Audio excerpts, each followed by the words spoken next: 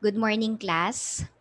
I'm here again to discuss our first topic in Psych 1100, Understanding the Self, in philosophical perspective. Ito yung una kong discussion sa inyo.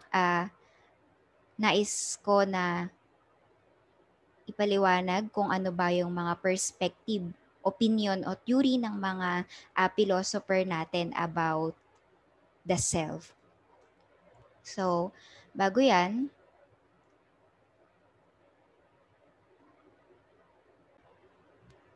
yeah. Bago yan, meron muna akong discussion questions, ilang discussion questions sa inyo bago tayo magsimula sa ating topic. Ano nga ba ang ibig sabihin kapag sinabing self? 'Di ba? Sabi dito, are we just minds or a combination of body and mind? So, as an individual, we have different beliefs, we have different opinions about this topic, but I hope that pagkatapos ng subject na to, masagot na talaga natin, who am I, di ba? Sino nga ba ako? I also have another question here. What does knowing yourself mean, di ba? When I say, I know myself, di ba? Ano ba yung ibig sabihin nun? And how well do you know yourself now, di ba? Personally, gaano mo ba kakilala yung sarili mo right now, di ba? And bakit nga ba kailangan nating alamin or gaano ba kaimportante nating malaman yung salitang self, 'di ba? O yung sarili natin. According to Tao, knowing others is intelligence, knowing yourself is true wisdom, mastering others is strength, mastering yourself is true power. If you realize that you have enough, you are truly rich. So for him, knowing yourself or knowing oneself is a true wealth, 'di ba? 'Yun ang tunay na kayamanan para kay tao. And according nga sa kanya, mas mahalaga na kilalanin muna natin yung ating sarili before other people because it is our wealth, kayamanan natin 'yon. And let's start our discussion. Chapter 1, the self from various perspectives. So, philosophy. Ano nga ba ang philosophy? At sino-sino nga ba ang mga philosopher? Traditionally, they are known as a lover of wisdom, an intellectual who has devoted their time, their lives to study the meaning of life, 'di ba? If there are questions in their mind, talagang naglalaan sila ng oras, ng panahon, ng buhay para malaman yung kasagutan dun sa mga tanong nila, gusto nilang mga mapag-aralan. So, ngayon i-discuss natin yung mga sino-sino yung mga philosopher na nagbahagi ng kanilang ideya about sa self and other perspective nila. Sabi ni Socrates, ang unang philosopher na ipapakilala ko sa inyo, know thyself. So, it is important for him na makilala natin yung ating sarili, 'di ba? Sabi niya dito, ito daw yung tunay na task or tunay na goal ng isang philosopher, makilala niya muna yung kanyang sarili, 'di ba? And tayo, naniniwala siya na as a man, as an individual, we are composed of both body and soul. And according to Socrates, uh, before man's body, meron ng soul. And yung existence ng ideas is nag-exist, 'di ba, sa ating soul or in our pure mind. And sabi niya nga, yung self daw natin is an immortal soul, 'di ba, that exists over time. And lahat ng ito daw ay nag-i-stored sa ating mind. And sabi niya din, once daw na napunta tayo o nandito na tayo sa material world, uh, this resulted in the lack of knowledge or ignorance which causes problems to a man. And he is also the first philosopher na engage or nag-study about systematic questioning about self. Second one is Plato. Sino nga ba si Plato, 'di ba? Ano ba yung idea niya about self? Sabi niya dito, Plato supported the idea that man is a dual nature of body and soul. So he also believed that we are of consisted of body and soul, and naniniwala din siya in the dichotomy of the ideal world, the world of forms and the world of materials. For Plato, world of forms is the permanent unchanging reality, 'di ba? And for him, world of materials, ito yung mga bagay na hindi permanente, or they keeps on changing. And sabi niya nga dito, example nun ay yung mga bagay na nakapalibot sa atin, 'di ba? Kung saan tayo nakatira, 'di ba? It's just a replica kasi nga they believe na after mamuhay ng ating body dito sa lupa, yung soul na lang natin yung natitira. And for him, it is uh, permanent. So, human beings, according to Plato, we are composed of body and soul. And yung soul natin, yun daw yung pinaka-true self, the permanent and changing self, 'di ba? So, world of form. So, sabi niya naman dito, yung ating body daw ay ito yung nakikita natin in the material world. On the other hand, is not the real self but only a replica of our true self. So kung makikita natin, world of materials, 'di ba? Ang ating body according to Plato, and according to him, the soul exists before birth and leaves room for the possibility that it might survive bodily death. Okay. So the third one is Augustine of Hippo. Sabi niya, ang tao daw ay nagko-consist ng body na nakabound din or nakatalaga din na mamatay dito sa lupa, at yung soul na nag-a-anticipate ng eternal realm of spiritual bliss in communion with God. And sabi niya, body can only thrive in the imperfect physical reality that is the world, whereas soul can also stay after death in an eternal realm with the all-transcendent God. So, he believed na mamatay man tayo dito sa lupa, mawala man tayo dito sa lupa, mailibing, pero yung soul natin ay will live eternally according to Augustine. So, sabi niya rin dito, yung atin daw world of materials, or kung nasaan man tayo ngayon, hindi ito permanente sapagkat yung ating real world ay kung saan yung permanent place natin, kung saan makakatagpo natin ang God. And sabi niya dito, yung man daw, tayo bilang mga tao, meron tayong immortal soul whose main pursuit is to have an everlasting life with God. Si Augustine, meron din siyang tinatawag na two kinds of laws. Yung moral laws at yung sinasabi niya na nag-exist as inimposed in our mind. The reason that make us recognize these laws, we can discern the distinction between right and wrong. Yun yung moral laws. And para sa kanya, yung eternal law, ito yung mga law, 'di ba? Yung mga regulations na galing talaga kay God. And the next one is Thomas Aquinas. According to him, man is composed of two parts. The first one is the matter, or the hyle in Greek, and the second one is the form, or morphine. So sabi niya dito, yung matter daw, it is man's body part, and yung form, it is the essence of a substance or thing. And according to Aquinas, the soul is what animates the body. It is what makes us human. So for him, you're not a human without the soul, 'di ba? It's not human without soul.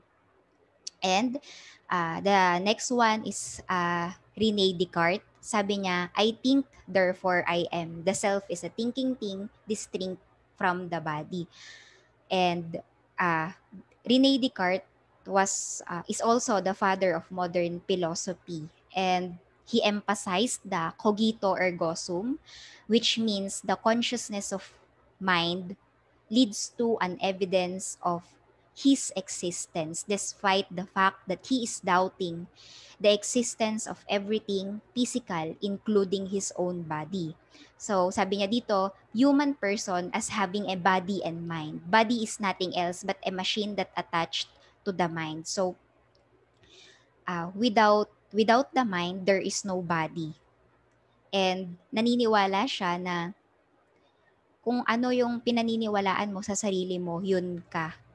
And he also added that mind and body are separated to each other and very distinct sila. Another, but also, believed that mind is conjoined with body in such intimate way that they casually act upon each other.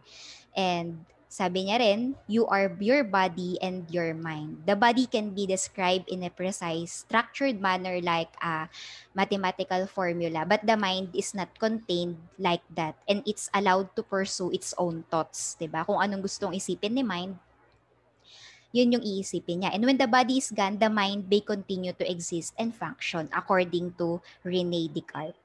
And the other one is John Locke. According to him, personal identity is made possible by self-consciousness. And he believed that mind is first considered as tabula rasa. Ibig sabihin blank state na lahat ng meron ka, natutunan mo ay because of your surroundings, 'di ba? Unlike the first few philosophers, dinidiscuss kasi nila na yung identity daw natin ay innate sa atin. Pero for John Locke, ang sinasabi niya dito na ang ating ang ating mind ay ang laman ng mind natin ay based sa mga experiences natin. And for him, there is no innate ideas. Sabi niya din, the concept of person's memory in the definition of self and subscribe to the memory theory that holds we are the same person as we were in the past for as long as we can remember something from the past, 'di ba? So mahalaga kay John Locke yung memory because your memory, according to him, is what makes you a person. So the next one is David Hume. According to him, self is not an entity over and beyond the physical body. Para sa kanya, walang self, 'di ba? Only a bundle of constantly changing perception passing through the theater of our minds. So, ibig sabihin din, para sa kanya, yung self ay yung pananaw niya sa self ay inevitably uh, changing, ganon. Hindi yun maiwasan. And men can only attain knowledge by experiencing, just like John Locke. He believed in the existence of the mind, and what's inside the mind is divided into two. Ano ba yung dalawa na yun? Yung una, yun yung impression o yun yung yun yung tingin mo, how you perceive through your senses, 'di ba? In the outside world, yun ano naman yung ideas. Sabi niya dito, ito yung mga kine-create natin in our minds even though we are no longer experiencing them, 'di ba? Yun yung mga ideas natin. And sabi niya, the self keeps on changing like how one looks, one feels, and one thinks. They constantly change. And enduring self is just a fiction produced by our imagination.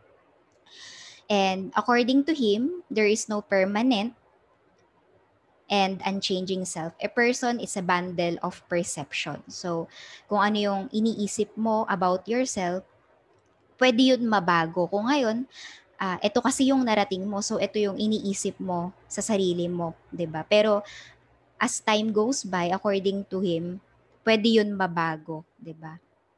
In conclusion, for him, there is no self, 'di ba?